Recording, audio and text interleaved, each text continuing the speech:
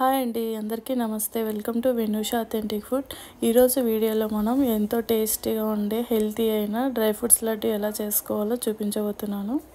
నేను ఇక్కడ half cup దాకా బాదం తీసుకుంటున్నాను. వాటిని చిన్న చిన్నగా ముక్కలుగా కట్ చేసుకోవాలి. మీకు కనుక నచ్చితే పొడుగా కూడా కట్ చేసుకోవచ్చు.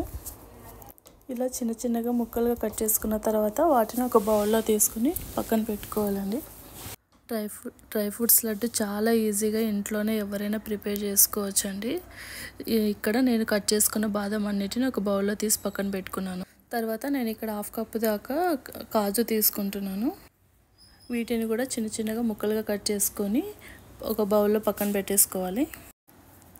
పిల్లలు కానీ పెద్దవాళ్ళు కానీ వర్కింగ్ ఉమెన్స్ కానీ ప్రెగ్నెంట్ లేడీస్ కానీ డైలీ ఒక లడ్డు తీసుకున్నారంటే చాలా హెల్తీ అండి. నేను ఇక్కడ పావు కప్పు దాకా ఎండు ద్రాక్ష తీసుకున్నాను. చాలామంది ఎండు ద్రాక్ష ఇష్టపడరండి, మీకు వద్దు అనిపిస్తే స్కిప్ చేయొచ్చు. అలాగే హాఫ్ కప్పు దాకా గుమ్మడికాయ విత్తనాలు తీసుకున్నాను. పావు కప్పు దాకా కర్బూజా విత్తనాలు తీసుకున్నాను. తర్వాత హాఫ్ కప్పు దాకా ఎండు కొబ్బరి తీసుకున్నాను. తర్వాత నేను ఇక్కడ 1 టేబుల్ స్పూన్ దాకా గసగసాలు తీసుకుంటున్నాను. తర్వాత నేను ఇక్కడ హాఫ్ కప్పు దాకా డేట్స్ తీసుకుంటున్నాను. వాటిలో సీడ్స్ తీసేసి ఇలా కట్ చేసి పెట్టుకోవాలి. ఇందులో మీకు ఏవైనా నచ్చని నట్స్ ఏవైనా ఉంటే అవి తీసేసి మీకు కావాల్సినవి మీరు యాడ్ చేసుకోవచ్చు. నేను ఇక్కడ పిస్తా యాడ్ చేయట్లేదు, మీరు కావాలంటే వేసుకోవచ్చు.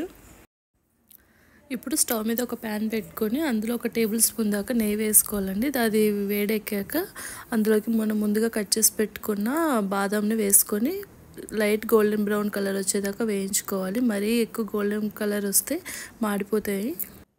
మంట లో ఫ్లేమ్లో పెట్టి వేయించుకోవాలండి, లేదంటే మాడిపోతాయి. వీటిని ఒక బౌల్లో తీసేసి పక్కన పెట్టేసుకోవాలి. తర్వాత మళ్ళీ 1 టీ స్పూన్ దాకా నెయ్యి వేసేసి అందులో ముందుగా కట్ చేసి పెట్టుకున్న కాజుని యాడ్ చేసి లైట్ గోల్డెన్ బ్రౌన్ కలర్ వచ్చేదాకా వేయించుకోవాలి. జీడిపప్పు వేగాక వీటిని కూడా ఒక బౌల్లో తీసేసి పక్కన పెట్టేసుకోవాలి.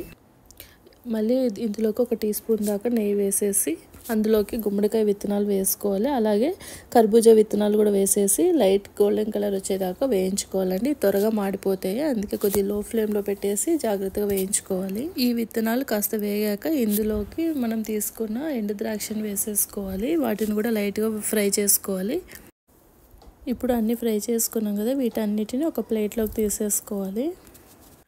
ఇలా అన్ని ప్లేట్లోకి తీసుకున్నాక మనం ఖర్జూరా తీసుకున్నాం కదా, వాటిని మెత్తగా మిక్సీ పట్టుకోవాలి.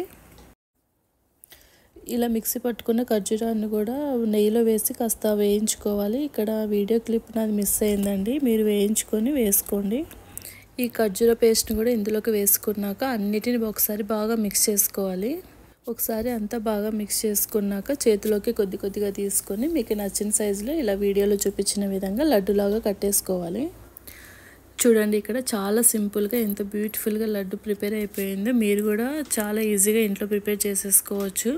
ఇలా ఒకసారి ప్రిపేర్ చేసుకుంటే ఒక 1 మంత్ దాకా స్టోర్ చేసుకోవచ్చు అండి. డైలీ మీ పిల్లలకి స్కూల్ నుంచి వచ్చాక స్నాక్స్ లాగా ఇవ్వచ్చు. ఇలా డ్రై ఫ్రూట్స్ అంతటిని లడ్డులాగా కట్టేసుకోవాలి. వీటిని ఒక 8 కంటైనర్లో స్టోర్ చేసుకుంటే ఒక 1 మంత్ దాకా ఫ్రెష్గా ఉంటాయండి. అంతే అండి, చాలా సింపుల్గా హెల్తీ అయిన డ్రై ఫ్రూట్స్ లడ్డు మనం చాలా హైజీనిక్గా ప్రిపేర్ చేసేసుకున్నాము. మీరు కూడా ట్రై చేసి ఎలా వచ్చిందో కామెంట్ బాక్స్లో కామెంట్ చేయండి. Please like, share and subscribe for more videos. Thank you for watching.